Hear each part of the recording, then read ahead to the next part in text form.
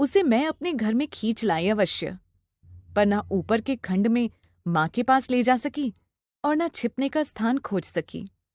इतनी में दीवारें लांघ कर आने वाली पंडिताइन चाची के उग्र स्वर ने भय से हमारी दिशाएं रूंधती। इसी से हड़बड़ाहट में हम दोनों उस कोठरी में जा घुसी जिसमें गाय के लिए घास भरी जाती थी। मुझे तो घास की पत्तियां भी चुभ रही थीं। कोठरी का अंधकार भी कष्ट दे रहा था, पर बिंदा अपने जले पैरों को घास में छिपाए और दोनों ठंडे हाथों से मेरा हाथ दबाए ऐसी बैठी थी मानो घास का चुभता हुआ ढेर रेशमी बिछौना बन गया हो। मैं तो शायद सो गई थी, क्योंकि जब घास निकालने के लिए आया हुआ गोपी इस अभूतपूर्व दृश्य की घोषणा करने के लिए कोलाहल मचाने लगा, तब मैंने आंखें मलते हुए पूछा, क्या सवेरा हो गया? माँ ने बिंदा के पैरों पर तिल का तेल और चूने का पानी लगाकर जब अपने विशेष संदेशवाहक के साथ उसे घर भिजवा दिया, तब उसकी क्या दशा हुई यह बताना कठिन है। पर इतना तो मैं जानती ही हूं कि पंडिताइन चाची के न्याय विधान में ना क्षमा का स्थान था, ना अपील का अधिकार। फिर कुछ दिनों तक मैंने बिंदा को घर आंगन में काम करते नहीं देखा। उसके घर जाने से माँ ने मुझे रोक दिया था, पर वे प्रायः कुछ अंगूर और सेब लेकर वहां हो आती थीं। बहुत खुशामद करने पर रुखिया ने बताया कि उस घर में महारानी आई है। क्या वह मुझसे नहीं मिल सकती? पूछने पर वह मुंह पर कपड़ा ठूसकर हंसी रोकने लगी। जब मेरे मन का कोई समाधान ना हो सका, तब मैं एक दिन दोपहर को सबकी आंख बचाकर बिंदा के घर पहुंची। नीचे के सुनसान खंड में बिंदा अकेली एक खाट पर पड़ी थी।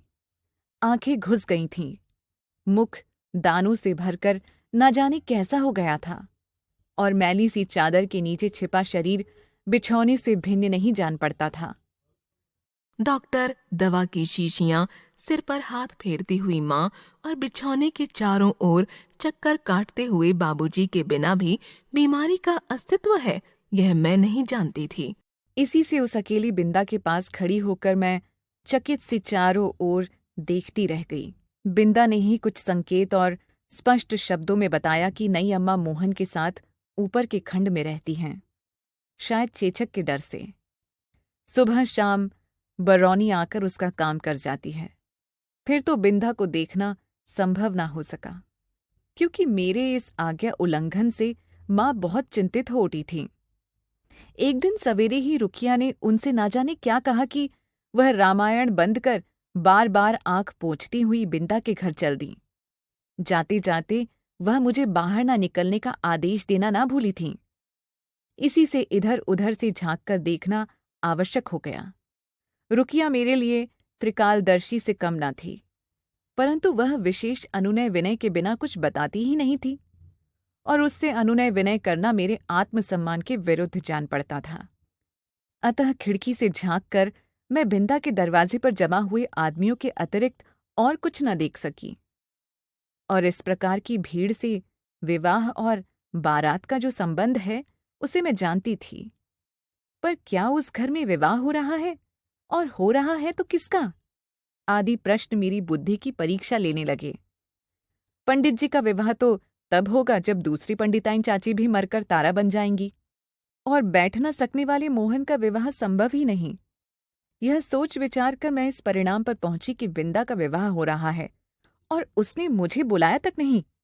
इस अचिंत्य अपमान से आहत मेरा मन सब गुड़ियों को साक्षी बनाकर बिंदा को भी शुभ कार्य में ना बुलाने की प्रतिज्ञा करने लगा। कई दिन बिंदा के घर झांक कर जब मैंने माँ से उसके ससुराल से लौटने के संबंध में प्रश्न किया, तब पता चला कि वो तो अपनी आकाशवासिनी अम्मा के पास चली गई। उस दिन से मैं प्राय चमकीले तारे के आसपास फैले छोटे तारों में बिंदा को ढूंढती रहती, पर इतनी दूर से पहचानना क्या संभव था? तब से कितना समय बीत चुका है, पर बिंदा और उसकी नई अम्मा की कहानी शेष नहीं हुई। कभी हो सकेगी या नहीं, इसे कौन बता सकता है। शब्द भंडार, वोकैबुलरी: बाल सखी, बचपन की सहेली, चाइल्डहुड फ्रेंड। स्वर्गगमन, मृत्यु, डेथ। अज्ञानावस्था, बचपना, द स्टेज ऑफ चाइल्डहुड। मैत्री, दोस्ती, फ्रेंडशिप। अलंकार, आभूषण, ऑर्नामेंट्स। दीदें, आंखें, आईज। घुड़की, डांट, रिबफ। समाधान, हल, सॉल्यूशन। प्रत्युत, बल्कि, ऑन द कॉन्ट्ररी। पदच्युत, करना, पद से हटाना, टू डिसमिस। अकुंठ, तीक्ष्ण, शार्प। अज्ञात, अनजाना, अननोन। रुंधना, रुकावट डालना, टू ऑब्स्ट्रक्ट। संदेशवाहक, संदेश लाने ले जाने वाला, मैसेंजर। अपील, पुनर्विचार की प्रार्थना, अपील। अस्तित्व, वजूद, एग्जिस्टेंस। अचिंत्य, अप्रत्याशित, जिसकी आशा न हो, अनएक्सपेक्टेड। प्रतिज्ञा, संकल्प, वाव। शेष, बाकी, रेस्ट ऑफ। अमिट, कभी न मिटने वाला, इनडेलिबल। आश्वस्त, भरोसा हो जाना, अश्योर्ड। सतर्क, सावधान, अलर्ट। कर्णफूल, कान के टॉप्स, ईयर स्टड्स। शब्दावली, शब्दों का समूह, वोकैबुलरी। फिरकनीसी, लट्टू की तरह, लाइक अ टॉप। संक्षिप्त, छोटा, शॉर्ट। अवसन, शिथिल, डल, इनएक्टिव। ज्ञान कोश, ज्ञान का भंडार, ट्रेजर ऑफ नॉलेज।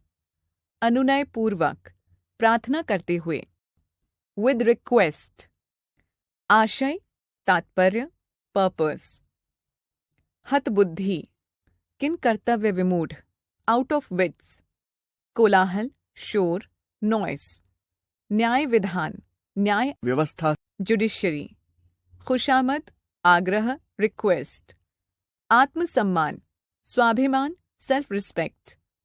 आहत, घायल, इंजर्ड। आकाशवासिनी, आकाश में बसने वाली, मृत, डेड।